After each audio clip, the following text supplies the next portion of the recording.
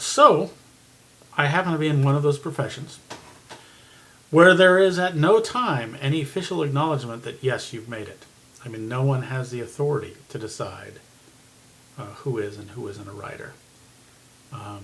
And no one should. I mean, this is the frustration of not really knowing if you belong, or that fraud syndrome guilt, a syndrome in which one presumes that everyone but me is official and has achieved what I've achieved through legitimate ways, but somehow I've snuck in the back door. Apparently, it's a real syndrome because, well, they have a name for it. But there is no one to do it. There's no one who has the capacity to say you're a writer, and there should be no one, because that would be a kind of gatekeeper beyond which we have far too many gatekeepers in life. Those who say you're in or you're out. There are gatekeepers for certain publishing houses. I mean, every publishing house has to have someone who decides, yes, this is someone whose work we're going to publish and find publishable, and decide no, it's not, and that's as it should be. But for the overall profession, there can't be anyone who's keeping people out. In America, it's even a First Amendment thing. If you're going to write, you can write. You can't be stopped. But I think it's a more universal thing. The problem is this, though. In lieu of any authority, you have to decide it yourself. I think part of the young man, I'm going to assume he's a young man, his question is, can I take a 6 or 7 year break and still call myself a writer?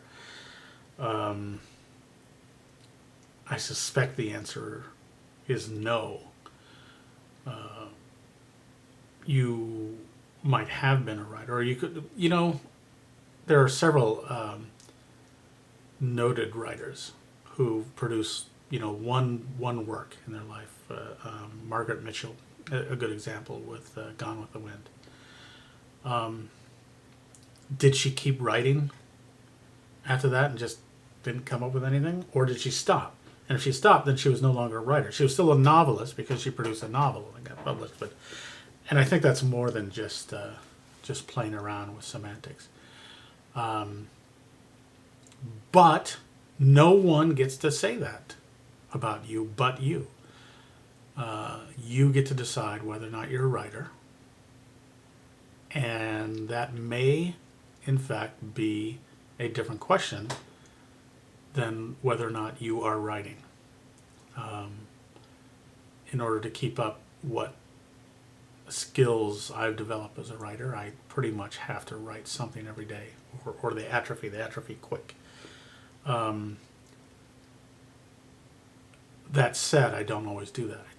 I take long breaks sometimes, and then find the process of getting back to writing more difficult because of that.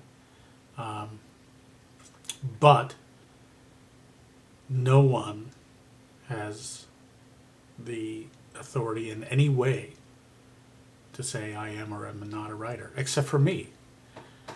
But I'm a bad authority, and I'm apparently not giving myself that little award. More in the next segment.